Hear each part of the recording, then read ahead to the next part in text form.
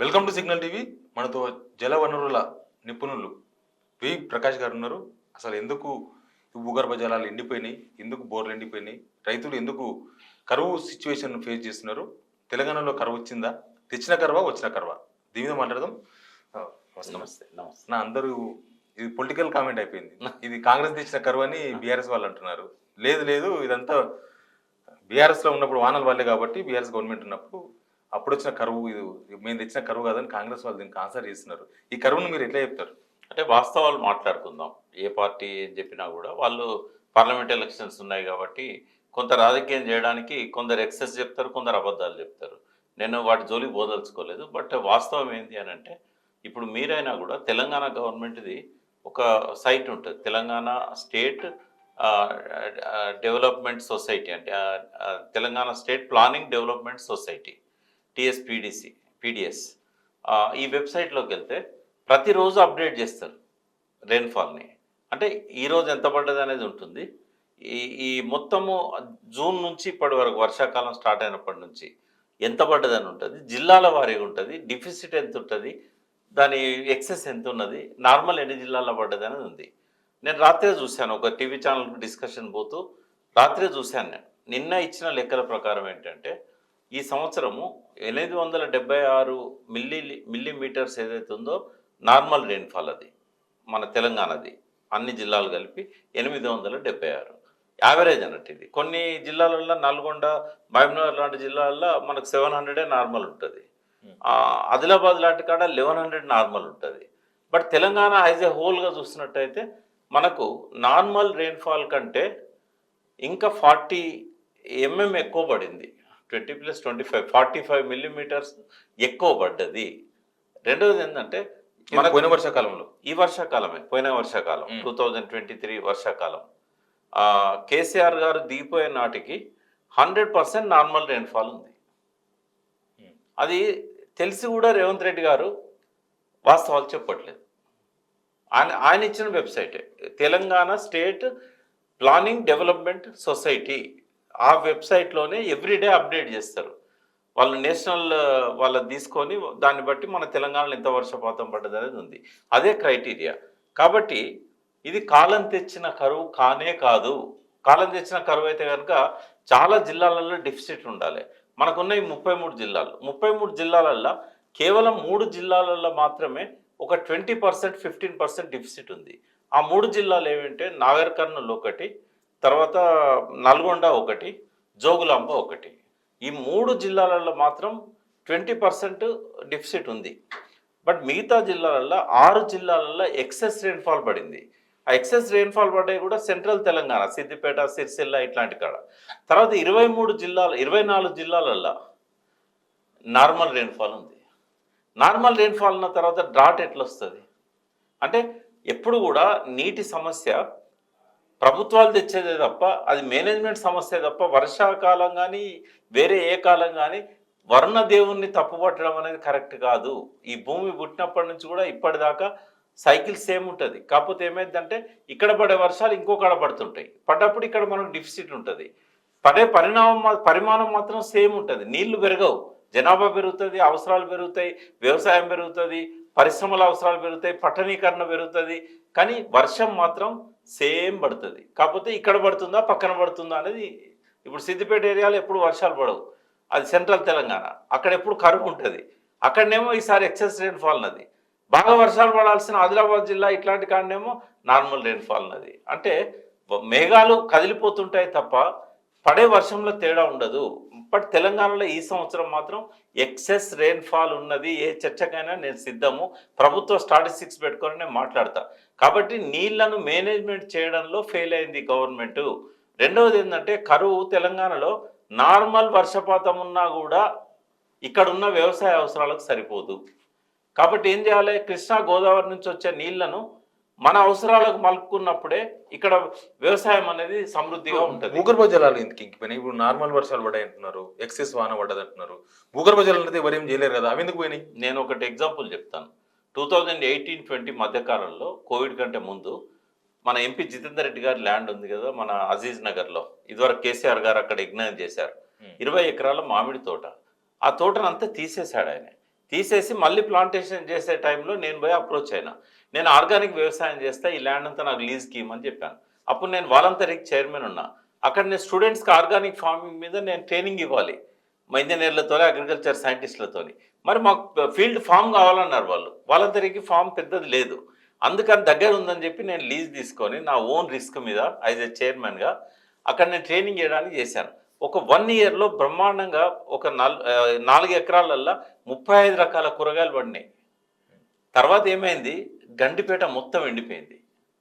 అది గండిపేటకు 1 కిలోమీటర్ దూరంలో ఉండే ఫామ్. గండిపేట ఎండిపోగానే 40 సంవత్సరాల నుంచి ఎన్నడూ కూడా జితేందర్ రెడ్డి చూడలేదు. ఆడ పెద్ద మెట్ల బావి ఉంది, చాలా పెద్దది. ఆ మెట్ల బావి మొత్తం ఎండిపోయింది, అడుగు తేలింది. తర్వాత 8 బోర్లు ఎండిపోయినాయి. ఆయన ఏమన్నాడంటే, ప్రకాష్ నేను నా జీవితంలో చూడలేదు పుట్టిన కాడ నుంచి ఇది ఎండిపోగా, ఇక నువ్వేం వ్యవసాయం చేస్తావు ఆర్గానిక్ ఫార్మింగ్ నీళ్ళు లేకుండా, వద్దని చెప్పి నన్ను పంపించేసిండు. అంటే చెరువులో నీళ్లు ఉంటేనే భూగర్భ జలాలు అప్ టు ద మార్క్ ఉంటాయి. ఆ లెవెల్ ఏదైతే ఇవాళ మనం 5 మీటర్లు లేదా 11 మీటర్ల లెవెల్కు పెరిగినాయని చెప్పుకున్నాం కదా, చెక్ డ్యామ్స్లలో, చెరువులలో నీళ్లు సమృద్ధిగా ఉన్నప్పుడే ఆ లెవెల్కు నీళ్లు ఉంటాయి. మరి అసలే లేవా అంటే ఉంటాయి, కానీ పోవాలి 600, 300, 400 పోవాల్సి వస్తుంది. కాబట్టి ప్రపోర్షనేట్గా ఉంటుంది. ఇప్పుడు కింద ఉన్న అక్విఫర్స్ ఎట్లుంటాయంటే, చెరువుల్లో నీళ్లు ఉంటే అవి రైజ్ అవుతాయి, చెరువుల్లో నీళ్ళు లేనప్పుడు అవి ఫ్లో అవుతాయి, వేరే ప్రాంతాలకు వెళ్ళిపోతాయి, ఎక్కడ డౌన్ఫాల్ ఉంటే అక్కడికి వెళ్ళిపోతాయి.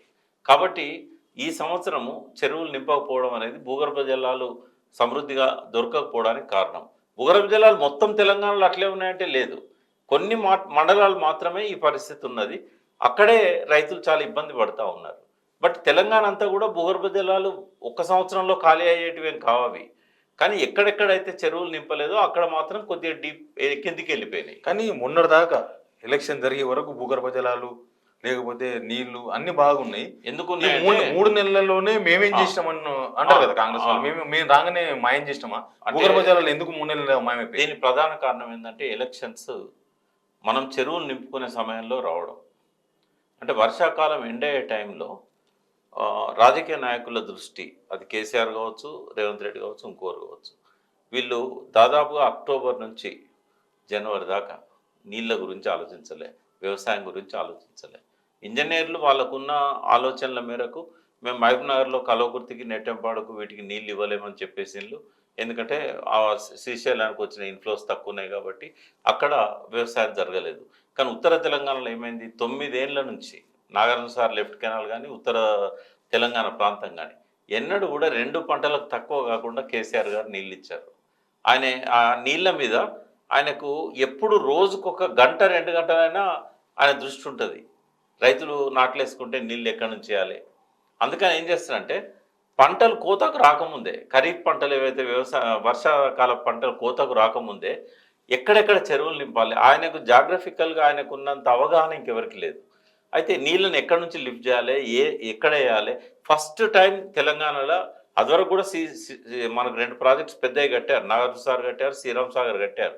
కానీ వాగులకు నీళ్ళు వదిలిపెట్టడము, చెరువులకు నీళ్ళు వదిలిపెట్టడం, చైన్ ఆఫ్ ట్యాంక్ సిస్టమ్కు నీళ్లతో అనుసంధానం చేయడం అనేది ఏ ప్రభుత్వం చేయలే. రైట్ ఫ్రమ్ నీలం సంజీవ్ రెడ్డి దగ్గర నుంచి కిరణ్ కుమార్ రెడ్డి దాకా ఎవరూ చేయలేదు. అది ఆ పని కేసీఆర్ గారు చేశారు. చేసి కొన్ని వందల ఎక్స్ట్రా తూములు పెట్టాడు. ఆ కాళేశ్వరం లిఫ్ట్ చేసిన వాటర్ కానీ, శ్రీరామ్ సాగర్ నుంచి ఫ్లో అవుతున్న వాటర్ కానీ, దీనికి అంతటి కూడా నదులతో అనుసంధానం, వాటర్ స్ట్రీమ్స్తో అనుసంధానం చేశాడు. మనకున్న పెద్ద నదులు 2, కృష్ణా, గోదావరి. కానీ ఒక 10-12 పెద్ద ట్రిబ్యూటరీస్ ఉంటాయి, మంజీరా కానీ, మూసీ కానీ, ఇట్లాంటివి. వాటి కింద ఒక్కొక్క దాని కింద ఒక డజన్ల కొద్దీ వాగులు ఉంటాయి. ఈ వాగులే చెరువులకు అనుసంధానం ఉంటాయి. ఈ వాగులే మన చైన్ ఆఫ్ ట్యాంక్ సిస్టమ్కి మూలాధారం. వీటన్నిటిని అనుసంధానం చేసి ఒక్క వాగు దగ్గర ఒక్క డిస్ట్రిబ్యూటర్ నుంచి నీళ్ళు వదిలిందంటే 10-15 చెరువులు నిండుతాయి. అయితే ఆ పని సక్సెస్ఫుల్గా 8 సంవత్సరాలు కేసీఆర్ గారు చేయగలిగారు. మిషన్ కాకతీయ రివైవల్ కానీ, దాదాపు 1100 చెక్ డ్యామ్స్ను కట్టడం కానీ, అది కేవలము ఈ ప్రతి దగ్గర కూడా భూగర్భ జలాలు సమృద్ధిగా ఉండాలి. ప్రతి దగ్గర కూడా దాని ఫుల్ పొటెన్షియల్ ఎంత అయితే ఉంటుందో చెరువుకు 5000 ఎకరాలు ఉంది, 5000 ఎకరాలు కూడా సాగు కావాలి. ఈ ఉద్దేశంతో ఆయన 2 పంటలకు నీళ్ళు ఇస్తూ అదొక కఠోర శ్రమతోని, ఎంతో దీక్షతోని, ఎంతో నాలెడ్జ్ తీసుకున్నాడు ఆయన. అసెంబ్లీలో మనకి ఇచ్చిన పవర్ పాయింట్ ప్రజెంటేషన్ అది నవ్వుతో నవ్వవిష్యతి. ఏ రాష్ట్రంలో ఏ ముఖ్యమంత్రి అంత ప్రిపేర్ అయ్యి పవర్ పాయింట్ ప్రజెంటేషన్ ఇచ్చిన దాఖలాలు లేవు. దానికి అటెండ్ కాలేదు రేవంత్ రెడ్డి. అప్పుడు టీడీపీ నాయకుడు బహిష్కరించాడు, కాంగ్రెస్ వాళ్ళు బహిష్కరించారు. కనీసం యూట్యూబ్లో ఇప్పుడు చూసినా కూడా ఆ ప్రజెంటేషన్ దొరుకుతుంది. జాగ్రఫికల్గా ఒక అవగాహన ఏర్పడడానికి, ఎందుకు లిఫ్ట్ చేయాల్సి వచ్చింది అనేది చెప్పడానికి. బట్ ఆ పని చేయలేదు కాబట్టి ఇవాళ ఈ దుర్గతి ఎదుర్కొంటున్నారు. ఇది కాలం తెచ్చిన కరువు కాదు, కాంగ్రెస్ వాళ్ళ నిర్లక్ష్యం కొంతున్నది. కేసీఆర్ గారు దిగిపోయే ముందు ఆ ఎలక్షన్ హడావిడిలో ఆయన పట్టించుకోకపోవడం కూడా ఒక కారణం. సిటీలో హైదరాబాద్లో ఒకటే కాలనీలో ఒకే లైన్లో ఓ పక్కిలో నీళ్ళు ఉంటున్నాయి, ఇతర పక్క ఇంట్లో నీళ్ళు ఎండిపోతున్నాయి. అరే మా ఇంట్లో నీళ్ళు ఎండిపోయినాయి, వాళ్ళ ఇంట్లో నీళ్ళు ఉన్నాయి, ఇదేంది, ఏం తేడా ఉందని అడుగుతున్నారు చాలామంది. అది దీని గురించి అర్థం చేసుకోవాలంటే మన ఎర్త్ సైన్స్ కొంత చదవాల్సి ఉంటుంది. ఉదాహరణకు ఇప్పుడు మన కింద గుట్టల ఫార్మేషన్ ఉంది కదా, భూగర్భంలో కూడా గుట్టల ఫార్మేషన్ ఉంది, భూగర్భంలో కూడా వాగులు ఉంటాయి, స్ట్రీమ్స్ ఉంటాయి. అయితే హైదరాబాద్ సిచ్యువేషన్ ఎట్లుందంటే ఒక గుట్టు ఉంటుంది, మళ్ళీ పక్కన ఇంకో గుట్టు ఉంటుంది. ఈ రెండు గుట్టల మధ్యలో యూ షేప్లో రాక్ ఫార్మేషన్ ఉందనుకోండి, రెండు గుట్టలకు కింద నుంచి ఇట్లా లింక్ ఉన్నదనుకోండి. అప్పుడు ఏమైందంటే ఎంతవరకు అయితే నీళ్లు ఉంటాయో అంతవరకు ఆ బోర్లలో నీళ్ళు వస్తాయి. ఆ నీళ్ళు ఎక్కడికి పోవు. ఇట్లా వి షేప్లో ఉన్న యూ షేప్లో ఉన్న బండలు ఆడ పెద్ద బొంద ఉన్నట్టు అన్నట్టు. ఇప్పుడు పైన ఎట్లయితే బొందలు ఫామ్ అవుతాయో గుట్టల మధ్యలో న్యాచురల్ సరస్సులు ఉంటాయి కదా, అట్లా కింద కూడా అవుతాయి అన్నట్టు. అయితే పక్కింట్లో ఆ గుట్ట పక్కన ఉంది ఆ ఇల్లు, ఆ యూ షేప్లో ఉన్న వాటర్కి బయట ఉంది, అది అక్కడ నీళ్ళు ఉండే అవకాశం ఉండదు, ఎందుకంటే కింద బండి ఉంటుంది.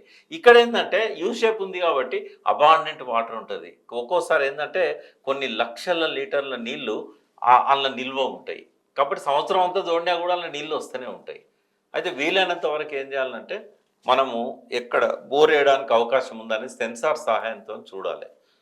ఒకవేళ డ్రై అయిన బోర్లు ఉన్నాయనుకోండి, ఇంకొంచెం డీపెన్ చేస్తే కూడా నీళ్లు పడవచ్చు. అందుకే మేము ఒక స్లోగన్ ఇచ్చాం. ఇప్పుడు నేను వాస్తవంగా భారతదేశంలో ఉన్న వర్షాధార నదుల మీద నేను చైర్మన్ ఉన్నా. ఇది అన్ని ఎన్జిఓ సంఘాలు రాజేందర్ సింగ్ ఆధ్వర్యంలో నన్ను చైర్మన్గా పెట్టుకున్నాయి. అన్ని రాష్ట్రాలు తిరుగుతున్నా నేను.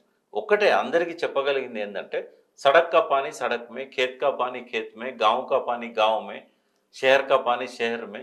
ఎక్కడ వర్షం పడితే అక్కడ ఇంకనియాలి. ఎక్కడైతే రాక్ స్ట్రక్చర్ ఉండి ఇంకడానికి అవకాశం లేదో అది ఫ్లో అవుతుంది. బట్ మనకు అవకాశం ఉన్న కాడ, వెదర్ జోన్ ఉన్న కాడ మనము లోపలికి నీళ్ళని పంపాలి. అందుకే మున్సిపల్ వాళ్ళు ఏం చేశారు, జిహెచ్ఎంసీ వాళ్ళు, మీరు ఇంకుడు గుంతలు కనుక చేసుకున్నట్టయితే మీకు ఇంత సబ్సిడీ ఇస్తామని చెప్పారు.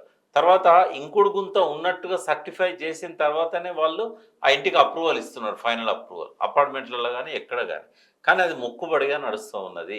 నిజంగానే ట్యాక్స్ ఎగ్జంప్షన్ ఇచ్చారనుకో, ప్రతి నెల విజిట్ చేసి నిజంగానే వాళ్ళకి సీపేజ్ అవుతున్నదా అంటే, మన ఇంటి మీద పడే వర్షపు చినుకులు ఏవైతే ఉన్నాయో ఒక ఫస్ట్ రెయిన్ వదిలేసి మిగిలిన వర్షం నీళ్ళు అన్నీ కూడా మనం కింద సంపులలో స్టోర్ చేసుకోవాలి. ఎక్కడైతే ఇండిపెండెంట్ ఇళ్ళు ఉంటాయో, ఎక్కడైతే అపార్ట్మెంట్స్ ఉంటాయో, అది కనుక చేసినట్టయితే ఈ సిటీలో ఎంత వర్షం పడుతుంది తెలుసా మీకు?